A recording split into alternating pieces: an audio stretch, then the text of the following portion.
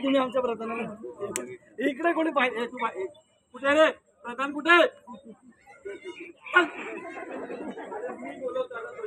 प्रधानजी प्रधानजी अरे कुठला कुत्रा भुकतोय प्रधानजी मी कुत्रा आहे बघा बघा स्वतः दोनदा बोलला मी कुत्रा आहे प्रधानजी काय बोलताय लोकांसमोर की तुम्ही कुत्रा आहे सॉरी कोण आहे महाराज आहे कोणत्या गाढवाने यांना महाराज केले माझ्या वडिलांनी अच्छा सर्वात मोठे गाढव सर्वात मोठे महाराज सर्वात मोठे त्यांनी केलं ना तुम्हाला काय गाढव महाराज महाराज महाराज मला एक गोष्ट सांगा आज तुम्ही दरबारात उशीर आलात म्हणजे आज पण तुम्ही लेट नाही रोज सकाळी लवकर उठतो किती वाजता 12 वाजता 12 वाजता सवयच तशी आहे ना सवयच तशी आहे त्यानंतर आमचे महाराज आंघोळ करतात अंघोळ करतो मी कधी कधी कधी आहे कधीच नाही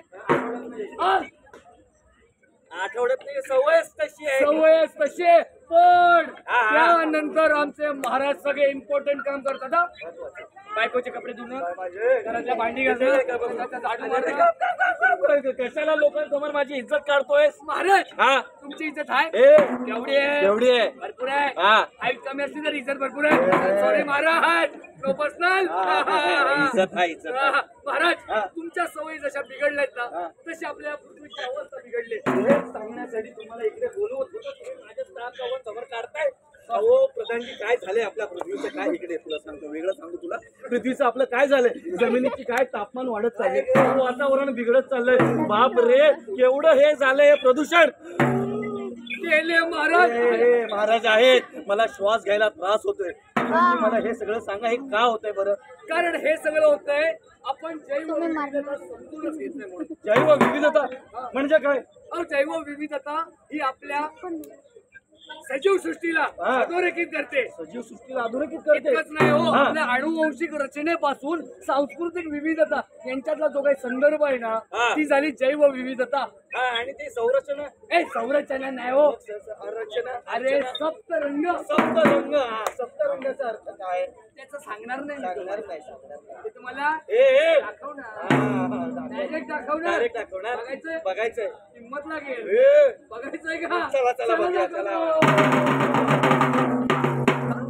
बार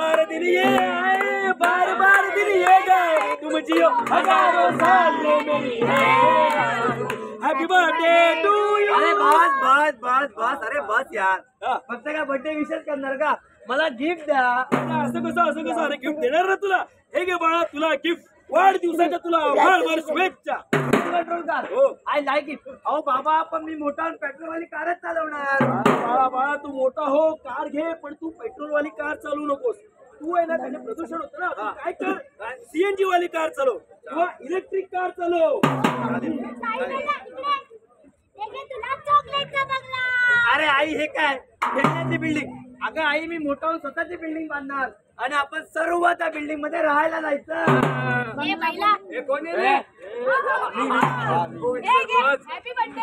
थँक्यू ताई अगं ताई मला माहिती आहे आपण कितीही बांधलो तरी तू मला एक स्पेशल गिफ्टच देणार मला विसरलास आजोबा द्या कानाखाली देऊ का पाटील गिफ्ट द्या अरे गिफ्ट काय पहिला आशीर्वाद घे उचलून नको घेऊ आशीर्वाद घे आणि हे घे माझ्याकडनं तुला गिफ्ट अहो आजोबा हे काय रोपट हो एवढ्या सर्वांनी मला छान छान गिफ्ट दिलं आणि तुम्ही काय दिलं रोपट आजोबा तुम्हाला हे शोभत नाही तू माझा नातू हे शोभतच नाही एक मिनिट या येता इथे काय ऍक्टिंगचं काय म्हणताय तुम्ही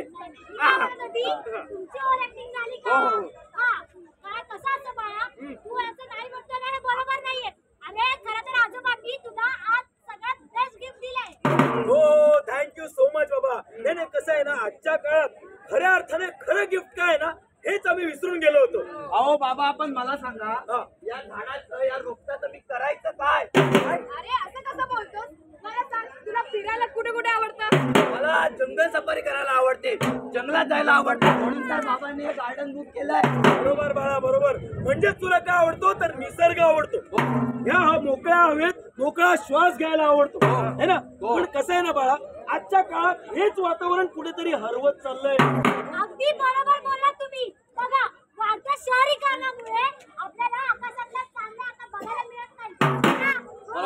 आपल्या आजूबाजूच्या परिसरातले फुलपाखरं पण गायब होत चालली आहेत. आणि बाळा तुला माहितीये का, आमच्या बालपणी आमच्या लहानपणी इंद्रधनुष्य दिसायचा, तो पण आता कुठे दिसेनासा झालाय. आणि हे सगळं होतंय ना, त्याला कारणीभूत तू आहेस, तुम्ही आहात.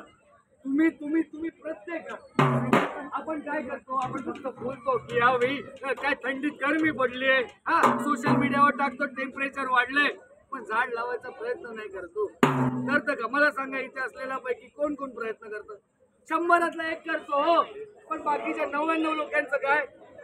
हो, ही निसर्गाला पुनर्जीवित करणं आपली जबाबदारी हो. आपल्या आधीच्या पिढीने कधीतरी झाडं लावली म्हणून आम्ही श्वास घेऊ शकलो. आता या चिमुरड्या लेकरांसाठी आपल्याला पण काहीतरी करावं लागेल की नाही? आपण काय करू शकतो, तर एक झाड लावायचं.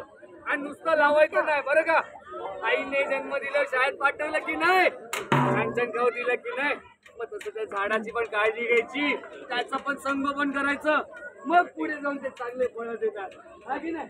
अगदी अगदी बरोबर बोलता आजोबा.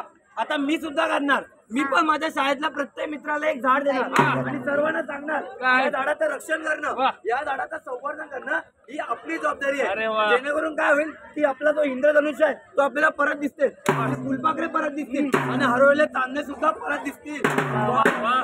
तुम्ही दोघं अगदी बरोबर बोललात. आपण सगळ्यांना पटवून दिलंय की झाडं लावणं हे किती महत्वाची गोष्ट आहे. पण झाडे कोणती लावावी हे तुम्हाला माहिती आहे का? ऑक्सिजनचा पुरवठा आपल्यापर्यंत व्हावा म्हणून पिंपळाचं आणि वडाचं झाड लावलं पाहिजे. आणि तसंच फ्रुट्सचे म्हणजे फळांची झाडं लावली पाहिजे, जेणेकरून पक्षी ते फळं खातील आणि त्यांच्या विस्तारातून पुन्हा एक झाडाची निर्मिती होईल. अशा प्रकारे झाडांची संख्या ही आपोआप वाढू लागेल. म्हणून ही आता काळाची गरज झाली आहे की झाडे लावलेच पाहिजे आणि त्याला जगवलेच पाहिजे. वा वा वा, माझी एवढी हुशार सुनबाई आहे, हुशार पोरग आहे, नातवाचं काय बोलत नाही जाऊ का. पण तुम्हाला कळलं ना काय करायचंय, आम्ही आमची पार्टी चालू करू. चला हिरवा निसर्ग. बापरे, कुठे गेले प्रधानजी बाहेर या. जय महाराज. जी बाप, एवढी एनर्जी शेवटच्या आजचा शो आहे ना महाराज. प्रधानजी मला कळलंय काय हे टिकवणं फार गरजेचं आहे. आणि काय आहे ना, हे सगळं पंचमहाभूतांवर अवलंबून आहे आपलं शरीर. त्याच्यामुळे आपण ही आपल्याला काय पंचमहाभूत काय करतात, तर ऊर्जा देतात. तर मंडळी आपण काय केलं पाहिजे, तर झाडं लावली पाहिजे. आणि नुसतं झाड लावायचं नाहीये, तर त्याचं काय करायचंय, संरक्षण करायचंय, त्याचं संवर्धन करायचंय, जेणेकरून काय आपल्या येणाऱ्या पिढीला आपण मोकळा श्वास देऊ शकतो आणि आयुष्य देऊ शकतो. अगदी बरोबर. आणि यासाठी ठाणे महानगरपालिकेने एक पाऊल उचललंय आणि असं छान कार्यक्रम आयोजित केलाय. त्यासोबतच आणखी एक इव्हेंट आहे. उद्या हेरिटेज ट्री ट्रेन नावाचा एक इव्हेंट होणार आहे. सकाळी 11 साडे11च्या दरम्यान त्यांना गाडी सुटणार आहे. एक बस आहे, त्याला कुठल्याही प्रकारची तिकीट नाहीये, विनामूल्य आहे. आणि त्या हेरिटेज ट्री ट्रेनचं मेन मोटो काय आहे, तर आपल्या ठाण्यामध्ये काही हेरिटेज झाडं आहेत, ती खूप वर्षापासून आपल्या ठाणेकरांना ऑक्सिजन देते, सावली देते. तर आपण तशा झाडांना भेट देणार आहोत, त्यांच्याबद्दलची माहिती जाणून घेणार आहोत. खूप गमतीशीर कार्यक्रम आहे. मी स्वतः असणार आहे. तुम्ही आलात तर मलाही आनंद होईल. आणि तुम्ही आमचं हे पत्र तेवढे शांत चित्ताने ऐकलात, एवढ्या संख्येने ऐकलात, त्यासाठी तुम्हाला सर्व सुजाण नागरिकांचा मनापासून आभार, धन्यवाद, थँक्यू.